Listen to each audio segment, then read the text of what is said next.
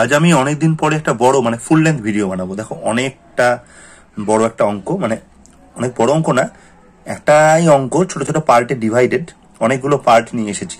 দেখো বোঝাবো মূল প্রবলেমটা। দেখো এক্স ইকুয়াল টু √3 প্লাস √2 এইটা দিয়ে দিয়েছে। এবার এতগুলোর ভ্যালু দেখো বের করতে হবে। একটা ভিডিওর মধ্যে, ছোট ভিডিওর মধ্যে আমি সবগুলোর ভ্যালু বের করে দেখাবো টেকনিক ওয়াইজ। 1/x এর ভ্যালু, এটার ভ্যালু, এটার ভ্যালু, এটার ভ্যালু, আরো হায়ার পাওয়ার্স গুলো নিয়েছি, এটার ভ্যালু, এটার ভ্যালু। তুমি এরকম করে 2^6, 2^8, 7 যা ইচ্ছা করতে পারো। ঠিক আছে, দেখো কি করে বের করবো। প্রথমে আমি এটা দেখাই 1/x। এক্স যদি এটা হয় তাহলে 1/x মানে কি হবে জানো? কি হবে? ছোট্ট টেকনিক বলে রাখি। আচ্ছা, তার আগে দেখাই কি করে করবে। 1/x মানে হলো স্বভাবতই এটাকে উল্টে দেওয়া, মানে 1/√3 প্লাস √2। এবার এটাকে করতে হবে করণী নিরসন, রেশনালাইজেশন। কেন? নিচে রুট ওভার রাখা যায় না, তাহলে ওপর নিচে এর ঠিক উল্টো চিহ্ন, এখানে প্লাস থাকলে এখানে মাইনাস দিয়ে ওপর নিচে ভগ্নাংশটাকে গুণ করে দেবে। যা নিচে করতে হবে তাই ওপরে করতে হবে, কিন্তু নিচে করলে ওপরে করলে না হবে না। ওপরে তো কিছু গুণের নেই অ্যাকচুয়ালি, এটাই বসে যাবে। এটাকে যদি এ মনে করে, এটা যদি বি মনে করে, এটা a plus B, a minus B এর ফর্মুলা। ফর্মুলাটা কি? a square minus B square. হিসেব করো, √3 স্কোয়ার মানে 3, √2 স্কোয়ার মানে 2, 3 থেকে 2 বাদ দিলে 1 হয়, নিচে কিছু লেখার দরকার নেই, হয়ে গেল।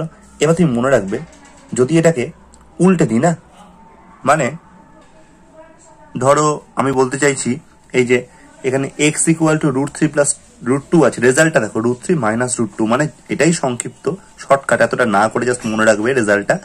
যে যদি এরকম থাকে, মানে এরকম করণী থাকে, শার্টস থাকে, ঠিক আছে, তাহলে ইংরেজিতে করণীকে শার্টস বলে, অন্য কিছুই না।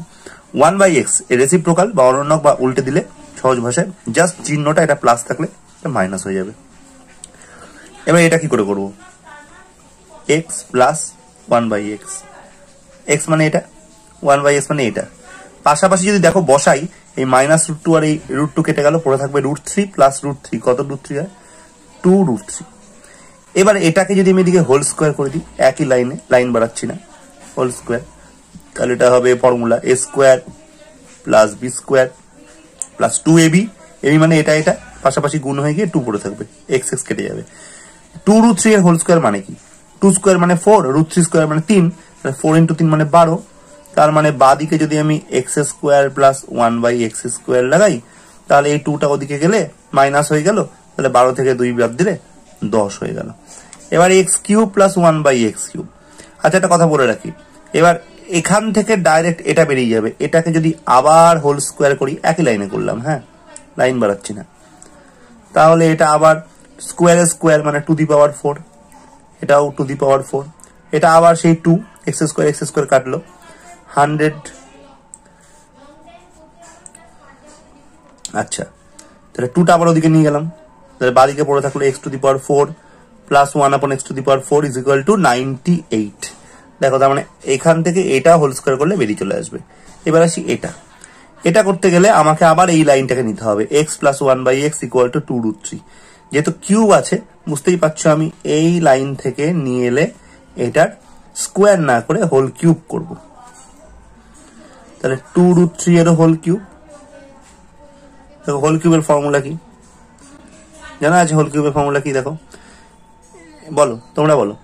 a³ plus b³ plus 3ab, ab তো কেটে যাবে, ইন্টু a প্লাস b। 2 এর কিউব মানে 8, √3 এর কিউব, সরি এদিকে কিউব হবে, 2 এর কিউব মানে 8, √3 এর কিউব মানে 3√3, তাহলে 8 × 3 মানে হচ্ছে 24√3। বাদিকে আমি x³ প্লাস 1/x³ লিখলাম, এদিকে 24√3 ডান দিকে আছে। এটা মানে কি? এটা মানে দেখো, এই দেখো 2√3, তাহলে 3 আর এই 2√3 গুণ করলে কত হয়? 6√3, ওদিকে নিয়ে গেলাম মাইনাস 6√3। 24√3 থেকে 6√3 বাদ দিলে কত হয়? 18√3। x³ প্লাস 1/x³ এর অ্যান্সার বেরিয়ে গেল 18√3। একইভাবে এটাও হয়ে যাবে দ্বিপদ উপপাদ্য বা বাইনোমিয়াল থিওরেম দিয়ে।